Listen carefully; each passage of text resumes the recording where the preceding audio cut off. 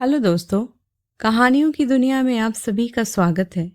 आज हम सुनेंगे मालती जोशी जी द्वारा लिखी कहानी मन धुआं धुआं। तो आइए सुने। यूं तो पूरे रास्ते ही मन खराब रहा था, पर जब स्टेशन पर कोई नजर न आया तो डर घबराहट में बदल गया।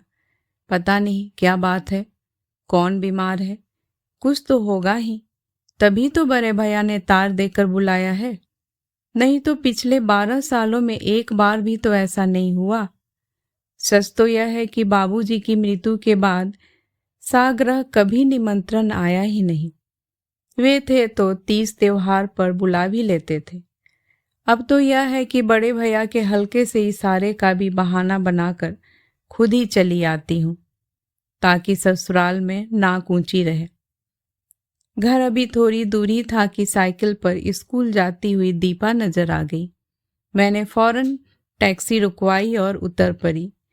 मुझे इस तरह एकाएक सामने पाकर दीपा पहले तो अचकचा गई, पर दूसरे ही पल साइकिल से उतरकर मुझसे लिपट गई।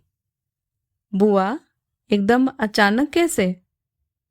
तुम्हें देखे बहुत दिन हो गए थे ना, इसलिए।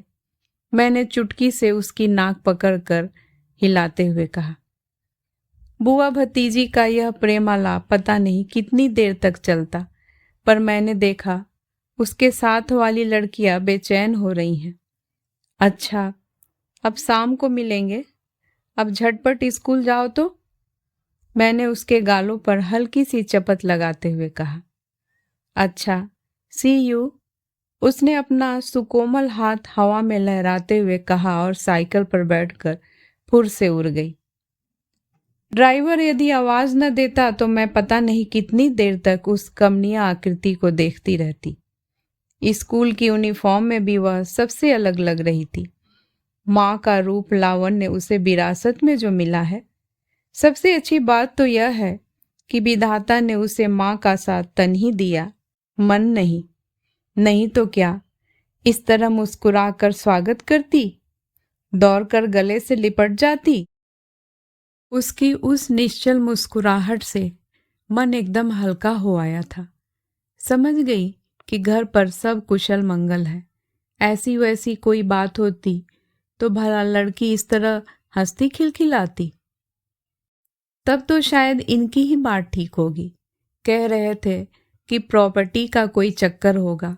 बार बार जता रहे थे कि आजकल तो लड़कियां भी बराबर की हिस्सेदार होती हैं। इतना ताव आया था मुझे। बाबूजी ने भर भर थैली दहेज दिया था, लेकिन फिर भी इन लोगों को तृप्ति नहीं होती। अब भी आस लगाए बैठे हैं। खुद ही साथ आना चाहते थे, पर मैंने ही मना कर दिया। तब भी गाड़ी छूटने तक हिदायतें देते रहे कि बिना जाने बुझे किसी कागज पर दस्तखत नहीं करना। पता नहीं किस प्रॉपर्टी का सपना देख रहे हैं ये लोग। गांव में एक पुराना सा मकान और 8-10 बीघे खेत, बस। शहर के जिस बंगले पर सबकी आंखें लगी हुई है वह तो भैया की अपनी कमाई का है। यह जमीन उन्हें ससुराल से दहेज में मिली थी।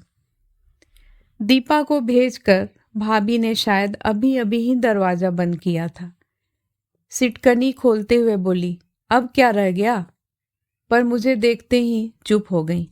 अरे सुमित्रा, तुम? उनके मुंह से बस इतना ही निकला और वे दरवाजा छोड़कर खड़ी हो गई कि आना हो तो अंदर आ जाओ, दरवाजा खुला है। यह कोई नई बात नहीं है, अब तक तो आदत हो जानी चाहिए थी। पर पता नहीं क्यों मन पर हर बार एक चोट सी लगती है। लगता है उल्टे पैरों लौट जाऊं, पर कहाँ हो पाता है वह। ससुराल में अपनी ममतामयी भाभी की मेज जो स्थापित कर रखी है, वही मुझे मुंह चिढ़ाने लगती है। पंडित काका, जल्दी से चाय बना लो 2 कप, और गोभी आलू की एक सब्जी और छौंक दो। चौके से भाभी की आवाज आ रही है। कोई मेहमान आए हैं बहू जी? हाँ, सुम्मी दीदी आई हैं। अरे सुम्मी बिटिया, कब आई? पंडित काका किचन से दौड़े चले आए। उनके झुर्रीदार चेहरे पर सफेद मूंछों से छनकर वात्सल्य और खुशी छलके पड़ रहे थे। कई बार लगता है कि कल को काका नहीं रहेंगे तो मेरा ऐसा हार्दिक स्वागत कौन करेगा? मैं भाभी की शिकायत नहीं कर रही। यह सच है कि मैं या सुचित्रा लगातार 3 महीने भी बने रहें तो इनके माथे पर शिकन नहीं आती। हमारे स्वागत सत्कार में कोई कमी नहीं होती। पर यह भी सच है कि हम तीसरे ही दिन बिस्तर बांध ले तो वे रुकने के लिए इसरार भी नहीं करती।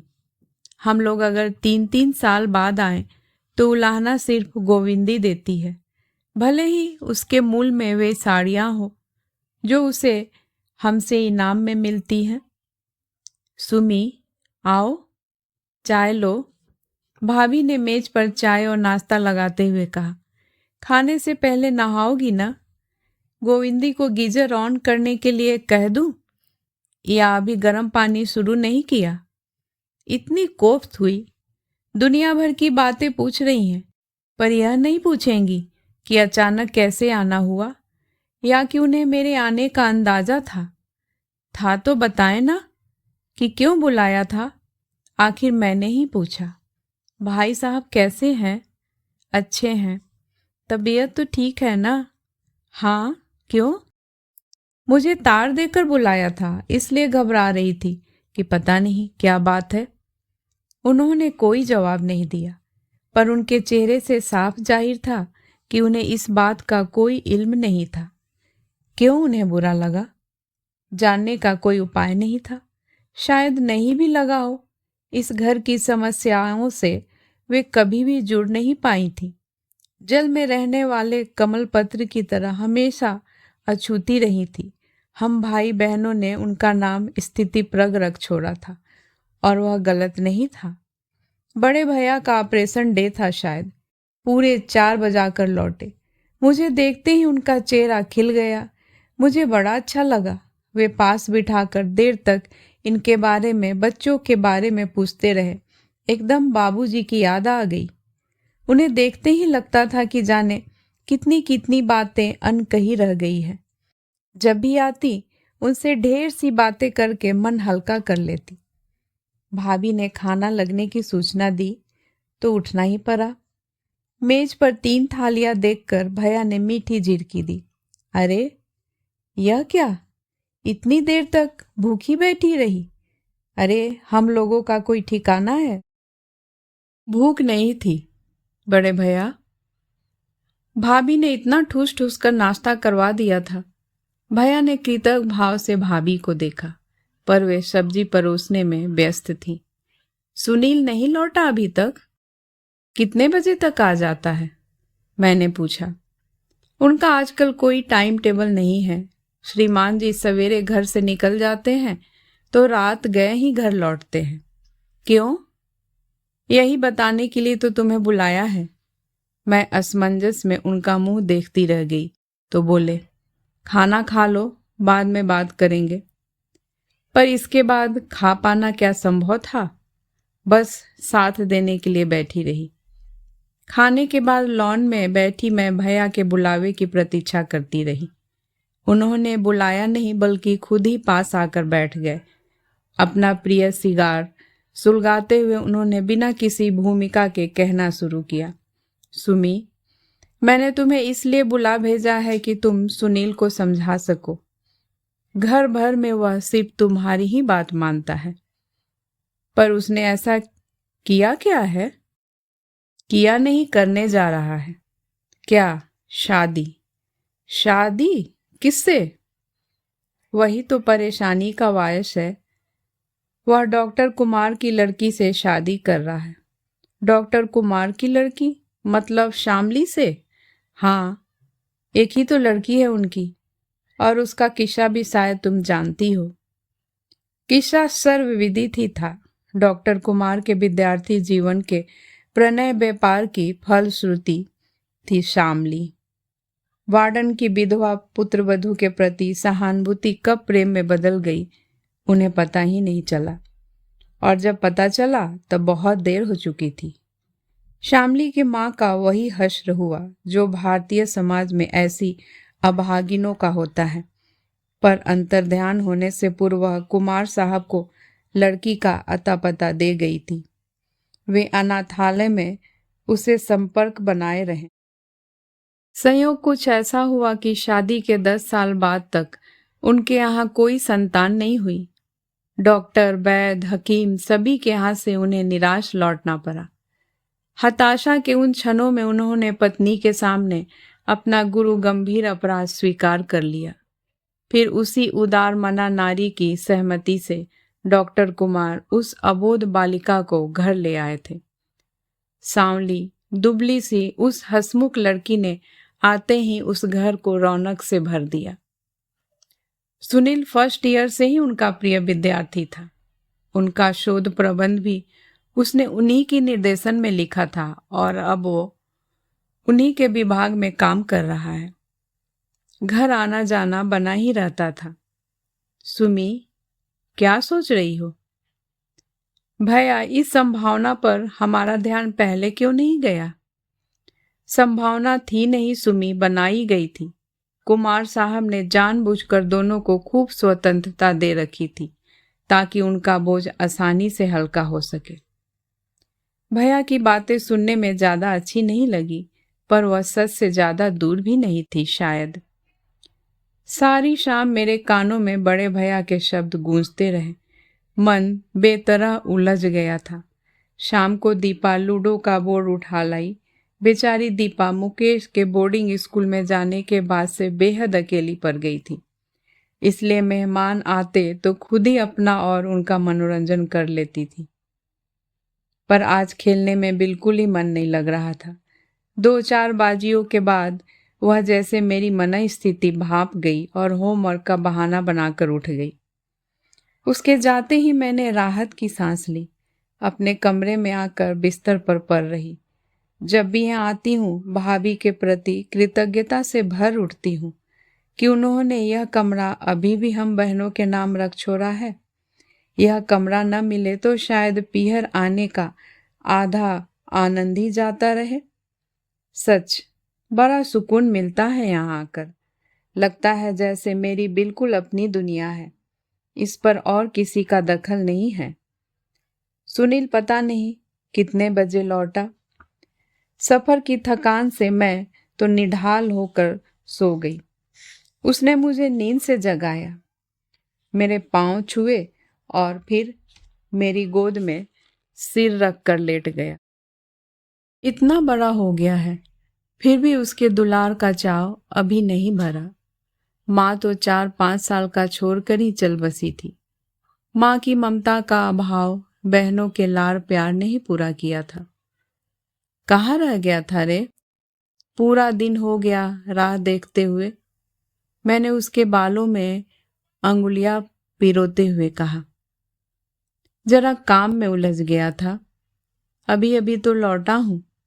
खाना खाते हुए काका ने बताया कि तुम आई हो, बस थाली छोड़कर भाग आया।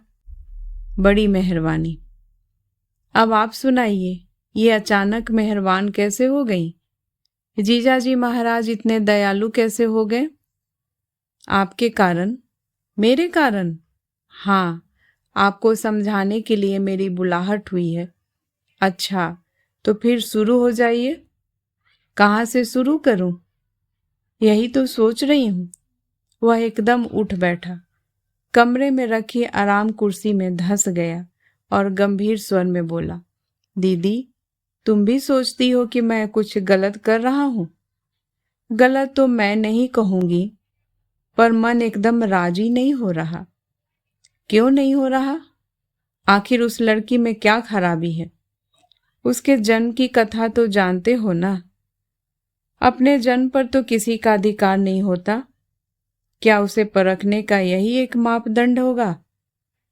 अपना समाज अभी। मैं समाज की परवाह नहीं करता, उसने तमक कर कहा। बड़े भैया भी इस रिश्ते के पक्ष में नहीं है। बड़े भैया तो दीदी एकदम बाबूजी बने जा रहे हैं। 2 बार विलायत हो आने से कोई आधुनिक नहीं हो जाता। मन पर जमी रूढ़ियों की काई बड़ी मुश्किल से छूटती है। सुनील, तुम बड़े भैया के साथ ऐसा कहकर बड़ा अन्याय कर रहे हो। अन्याय तो वो मेरे साथ कर रहे हैं, बल्कि बरसों पहले जो अन्याय उनके साथ हुआ था उसका बदला वे मुझसे ले रहे हैं। But I won't surrender, I will fight it out. Sunil गुस्से में उफनता हुआ बाहर चला गया। उसकी बात ने पता नहीं कितनी पुरानी यादों को झकझोर दिया। सिंथिया का सुंदर भावपूर्ण चेहरा आंखों में घूम गया। सुनील का तमतमाया चेहरा देखकर भैया का तब का विद्रोही चेहरा याद आ गया। उफ, उन 2 महीनों में घर में कितना तनाव भर गया था। कैसी महाभारत सी मची रहती थी घर में। भैया तो बात करते ही काटने दौड़ पड़ते थे। बाबूजी के सामने पड़ते ही डर लगता था। हम सब लोग दिन भर सहमे सहमे किसी विस्फोट की प्रतीक्षा करते रहते। जिज्जी की सगाई उन दिनों बस हुई ही थी। बड़ी मुश्किलों से बाबूजी अपनी मर्जी का उच्च कुलीन वर खोज पाए थे।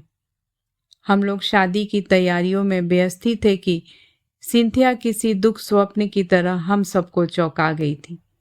कोई कच्चे दिल वाला व्यक्ति होता तो अपने होश हवास खो बैठता, पर बाबूजी ने निर्णय लेने में जरा भी देर नहीं की। 28 साल की नौकरी का इस्तीफा लिखकर वे हम सबको लेकर शहर आ गए और भैया को एक तरह से उन्होंने नजरबंद कर दिया। अब किसी सर्वग्रामी महंगाई तब न थी, पर फिर भी शहर शहर था। यहाँ हर चीज के लिए कदम कदम पर पैसा फेंकना पड़ता था। पर बाबूजी ने दिल पर पत्थर रखकर आमों का बगीचा व कुएं वाले 2 खेत बेच डाले।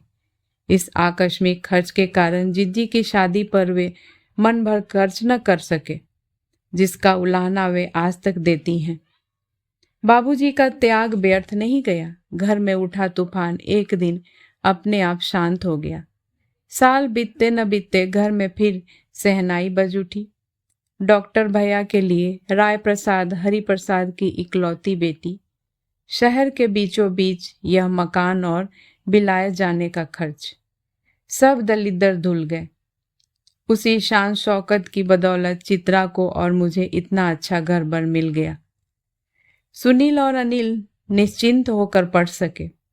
दुख होता है तो बस जिज्जी के लिए, चूंकि उनका विवाह इस स्वर्ण युग से पहले हुआ था, इसलिए बहुत संपन्न परिवार में नहीं हो सका था। वैसे अपनी समझ से बाबूजी ने अच्छा ही घर देखा था। उस समय उनकी हैसियत ही क्या थी। गांव के मिडिल स्कूल के हेडमास्टर को तब मिलता ही क्या था। वह तो पुरखों का बनाया मकान और थोड़े से खेत थे, इसलिए इज्जत से गुजर हो जाती थी। बस अम्मा की मृत्यु के बाद हम भाई बहनों को बाबूजी ने बड़े जतन से पाला था। कभी किसी अभाव का एहसास होने न दिया था। उनका बस एक ही सपना था, लड़कों को अच्छी से अच्छी शिक्षा देना, लड़कियों के लिए कुलीन वर खोजना। इन सपनों पर जब आँच आती दिखाई दी, उन्होंने आकाश पाताल एक कर दिया और आखिर बाजी जीत ही ली। बाबूजी जब तक जीवित थे, मन उनके प्रति एक आक्रोश से भरा रहा। बड़े भैया हम दोनों बहनों के सामने आत्म स्वीकृति व्यक्त कर रहे थे। मेरे बहाने उन्होंने सुमित्रा को इंदौर बुला लिया और अब हम तीनों मिलकर वर्तमान संकट पर विचार विमर्श कर रहे थे। बाबूजी के जीते जी मैंने उन्हें कभी माफ नहीं किया, पर आज जब मैं उनके स्थान पर खड़ा हूं तब पता चलता है कि उनका डर, उनका सोचना कितना सही था। लड़की का बाप होना अपने आप में एक मुसीबत है। फिर जब परिवार में ऐसी वैसी घटना हो जाती है तो यह समस्या और भी जटिल बन जाती है। लड़की का बाप, चित्रा ने चौंकर पूछा। क्यों, लड़की का बाप नहीं हूं मैं? तुम विश्वास नहीं करोगी सुची, जब से सुनील ने यह बम फेंका है मैं लगातार दीपू के बारे में सोच रहा हूं। आज से 4-5 साल बाद जब मैं उसके लिए बर खोजने निकलूंगा, तब क्या यह शादी मेरे रास्ते का कांटा नहीं बन जाएगी? तब तक तो बात पुरानी पड़ जाएगी। मैंने कहा, लोग भूल भी जाएंगे। नहीं भूलेंगे सुमी, न तो लोग ऐसी बातें भूलते हैं न वे पुरानी पड़ती है। वे हर बात उतनी ही ताजा होकर सामने आती है। अब शामली की बात ही ले लो, 20-22 साल पुरानी बात है, फिर भी उसे लेकर हम लोग परेशान हैं कि नहीं? लेकिन परेशानी का कारण मेरी समझ में नहीं आता। सुचित्रा बोली, डॉक्टर कुमार की बेटी है वो, और आज विज्ञान की दुनिया में उनका एक नाम है। लेकिन उसकी माँ को भी तो भुलाया नहीं जा सकता। शामली का जन्म जिन परिस्थितियों में हुआ उन्हें भी नज़रअंदाज नहीं किया जा सकता। और सबसे बड़ी बात तो यह है कि अपने जीवन के प्रथम 10-12 वर्ष उसने अनाथ आश्रम में बिताए हैं। किस किस बात को अनदेखा करेंगे हम? हमसे कोई उत्तर नहीं देते बना। अच्छा, दीपा की बात रहने दो, उसके विवाह में अभी देर है। पर इस शादी के बाद क्या तुम भी ससुराल में सिर उठाकर चल सकोगी? भाया ने जैसे ठीक नब्ज पर हाथ रख दिया था। सच तो है, ससुराल में जो इतनी नाक ऊंची है वह किस बलबूते पर? बाबूजी की हेडमास्टरी का तो वहां कभी जिक्र ही नहीं उठता। बस भैया की कीर्ति, भैया का वैभव, भैया के बच्चे, भैया के ससुराल, इन्हीं की चर्चा चलती रहती है। अनिल कनाडा जाकर ऐसा गुम हो गया है कि कभी राखी की पहुंच भी नहीं देता, पर हमारे गौरव ग्रंथ में उसका नाम भी दर्ज है। हाँ, जीजी और उनकी गवई फटीचर ससुराल के कारण कभी कभी उपहास झेलना पड़ता है। सुनील ने अगर यह शादी कर ली तो वह किरकिरी होगी कि बस। हमें यूं स्तब्ध कर देने के बाद भैया ने गंभीर स्वर में कहा, मैंने इस घर के लिए क्या किया है यह मेरे कहने की बात नहीं है, पर यह जरूर कहूंगा कि इन दोनों भाइयों ने मुझे हमेशा निराशा ही दी है। सोचा था दोनों डॉक्टर बनकर मेरी सहायता करेंगे, पर अनिल अपनी जिद पर अड़ा रहा और इंजीनियर बन गया। मैं उससे भी खुश था। तुम दोनों की शादी में मैंने 1-1 लाख रुपया लगाया है, पर अनिल जब अपने आदर्शों की दुहाई देकर एक साधारण घर की लड़की ब्याह लाया तब भी मैं चुप रहा, लेकिन उसने कभी अपनी जिम्मेदारी को समझा ही नहीं। मजे में 7 समुंदर पार जाकर बैठ गया है। अब तो शायद उसे यह भी याद नहीं रहा कि देश में उसका घर है, परिवार है। रिश्ता जो भी है ससुराल वालों से है। कोशिश के बावजूद सुनील को मेडिकल में दाखिला नहीं मिल सका। मैंने सब्र कर लिया। मैं उसकी पीएचडी से ही संतुष्ट था, पर अब ये जो गुल खिला रहा है उसे क्या कहूँ? मेरी प्रैक्टिस का नहीं सही, उसने इस घर की प्रतिष्ठा का, स्वर्गीय बाबूजी की आत्मा का तो ख्याल किया होता। बाबूजी पिता थे, शायद अपनी बात मनवा सके। मैं तो सिर्फ भाई हूँ। पिता के सारे कर्तव्यों को करने के बाद भी मेरे अधिकारों की एक सीमा है। मैं सिर्फ अनुरोध ही कर सकता हूँ, किसी को मजबूर नहीं कर सकता। बड़े भैया का यह करुण वक्तव्य हमें भीतर तक हिला गया। सच, पूरी जिंदगी बेचारे घर के लिए खटते रहे। आज उनकी टक्कर का सर्जन पूरे प्रदेश में नहीं है। ऑपरेशन के लिए लोग दूर दूर से आते हैं, महीनों क्यू लगाए रहते हैं। कीर्ति और संपत्ति गंगा यमुना की तरह घर को भर रही है, पर उन्होंने जितना भी कमाया सब भाई बहनों पर खर्च कर दिया। उनका अपना छोटा सा परिवार है, पर उसके लिए भी वे कितना कर पाते हैं। सुचित्रा की शादी के बाद ही मुकेश को सिंधिया स्कूल में रखने का साहस कर सके। चाहते तो वे भी अनिल की तरह पल्ला झाड़ कर अलग हो सकते थे, सारी जिम्मेदारियों से अपने आप मुक्त हो जाते। 3 दिन की धुआंधार बहस के बाद सुनील ने हथियार डाल दिए। घर की सुख शांति के लिए, परिवार की प्रतिष्ठा के लिए उसने अपने प्यार की बलि देना स्वीकार कर लिया।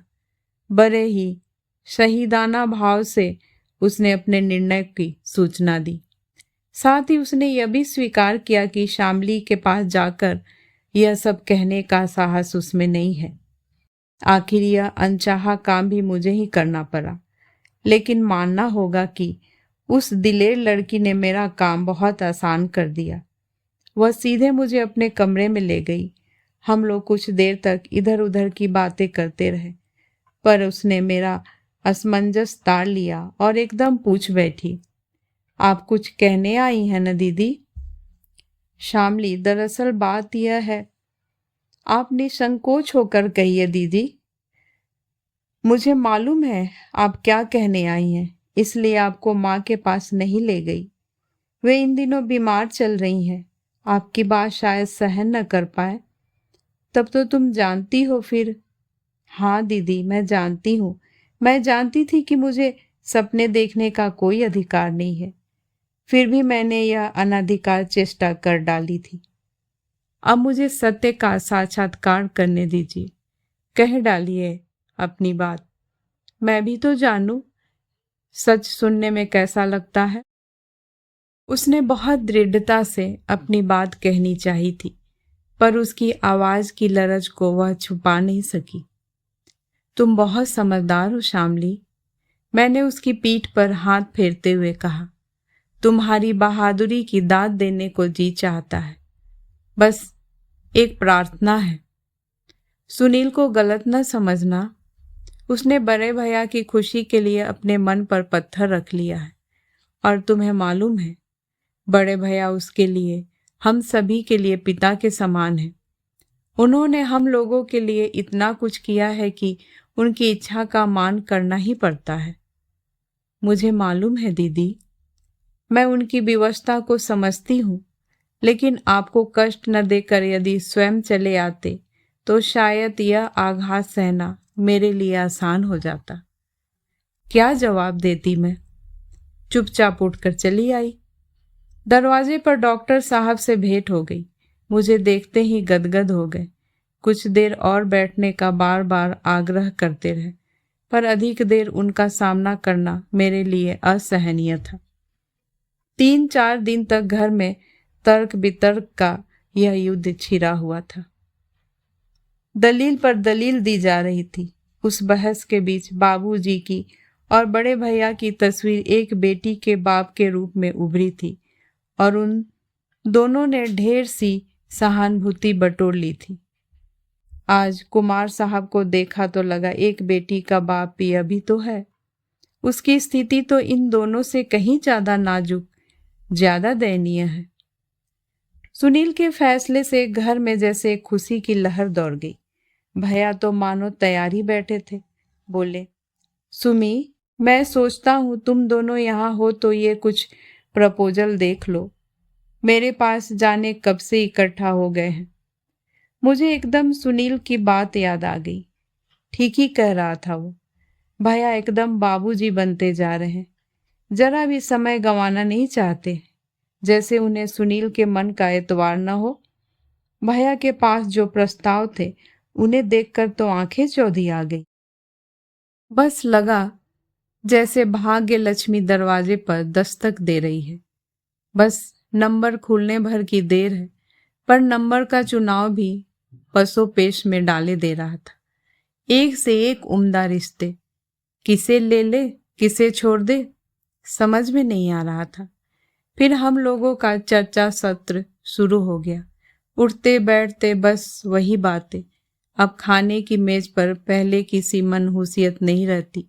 दीपा भी अपनी होने वाली चाची की सिलेक्शन कमेटी की सक्रिय सदस्य थी, और तो और पंडित काका भी फुलकों के साथ बिना मांगे अपनी राय दे जाते। हाँ, भाभी इस बहस में भाग नहीं लेती थी, पर यह कोई नई बात नहीं थी। वह हमेशा ही हम सबके बीच होकर भी नहीं होती थी। उनकी इस उदासीनता के हम आदी हो गए थे। एक और भी प्राणी था जो चुप रहता था, सुनील। वह चुपचाप एक कोने में बैठा शहीदाना भाव से हमारी बातें सुनता रहता, पर उसकी चुप्पी की हमें परवाह नहीं थी। काफी छानबीन के बाद बात एक प्रस्ताव पर आकर रुक गई। लड़की सुंदर थी, एमए पास थी, पिता एमएलए थे, भाई पीडब्ल्यूडी में इंजीनियर थे। 2 बहनें अपने डॉक्टर पतियों के साथ अमेरिका में बस गई थी। यानी कि प्रस्ताव एकदम फिट था, कहीं से मीन मेक निकालने की गुंजाइश नहीं थी। सवाल तो यह है कि लड़की क्या वाकई इतनी सुंदर है? कई बार फोटो से बड़ा धोखा हो जाता है, तो फोटो को ही अंतिम सत्य थोड़े ही मान लेंगे। लड़की देखी भी तो जा सकती है, मैं बोली। वे लोग तो बेचारे बार बार निमंत्रण दे गए हैं। तुम लोग सुनील को लेकर चली जाओ और देखाओ, 5 घंटे का तो सफर है। मैं कहीं नहीं जाऊंगा, सुनील गुर्राया। क्यों, लड़की नहीं देखोगे? नहीं, आप दिखाइए। हमारे देखने से क्या होता है? आखिरी पसंद तो मेरी कोई पसंद नहीं है। और हम कोई कानी कुबड़ी लंगड़ी लूली ले आए तो? चित्रा ने ठहाका मारा। क्या फर्क पड़ता है? जब शादी ही आप लोगों की खुशी के लिए हो रही है तो लड़की भी आपकी पसंद की आने दीजिए। हम लोगों को इस तरह निरुत्तर कर वह उठने ही वाला था कि करकती आवाज आई, सुनील! हम सब चौंक पड़े। क्या सचमुच यह भाभी की आवाज थी? उन्होंने नौकरों को तो दूर, कभी बच्चों को भी इस आवाज में नहीं बुलाया था। सुनील एकदम सकपका गया। सुनील, जरा बैठो। वह आदेश का पालन करता हुआ चुपचाप बैठ गया। सुनील जी, लड़की देखने तो तुम नहीं जाओगे, पर शादी के बारे में तुम्हारा क्या विचार है? जी, मैं समझा नहीं। शादी करने तुम खुद जाओगे या पुराने राजपूत राजाओं की तरह अपनी कटार और पगड़ी भेजोगे? एक बार फिर हम सब ठगे से बूथ बने भाभी को देख रहे थे। एक बात याद रखो सुनील, कि जहां कहीं भी हो, शादी तुम्हारी होगी। सेरा बांध कर लड़की के दरवाजे पर तुम जाओगे, वह अनजान कोई तुम्हारा हाथ पकड़कर सिर्फ तुम्हारे लिए इस घर में आएगी, मेरी बला से। इस तरह की सुफियाना बातें करके तुम अपनी जिम्मेदारी से बच नहीं सकते। मेरी कोई जिम्मेदारी नहीं है। सुनील भी अब तैश में आ गया था। आप जानती हैं, सब जानते हैं कि यह शादी मुझ पर थोपी जा रही है। मैं चाहता हूं कि इस सच्चाई को और लोग भी जान ले। जितनी जल्दी जान ले अच्छा है। और लोग भी जान जाएंगे, मुझे विश्वास है। तुम पहली भेंट में ही उसे जता दोगे कि यह शादी तुमने अपनी मर्जी से नहीं की है। परिवार की सुख शांति के लिए तुमने यह त्याग किया है। लेकिन सुनील, इसमें तो कोई तुक नहीं है कि बाजे गाजे के साथ तुम एक लड़की को ब्याह कर लाओ और फिर शहीदाना भाव से उसके सामने अपनी मजबूरियों का बखान करो। एक मासूम लड़की को तो तुमने आंसुओं के सैलाब में डूबने के लिए छोड़ ही दिया है। अब तुम्हें कोई हक नहीं है कि दूसरे के कुंवारे सपनों में आग लगाकर उसे जिंदगी भर सुलगते रहने के लिए छोड़ दो। Have a heart Sunil. या तो सीना तान कर घोड़ी पर चढ़ो या दिलेरी से मना कर दो। और भाभी पता नहीं कब उठकर चल दी। हम लोग स्तब्ध बने बैठे रहे। बड़ी देर बाद हमारी भाव तंद्रा टूटी तो देखा बड़े भैया ने अपना चेहरा दोनों हथेलियों से ढक लिया है। आप सुन रहे थे मालती जोशी जी द्वारा लिखी कहानी मन धुआं धुआं। कहानी सुनने के लिए बहुत बहुत धन्यवाद।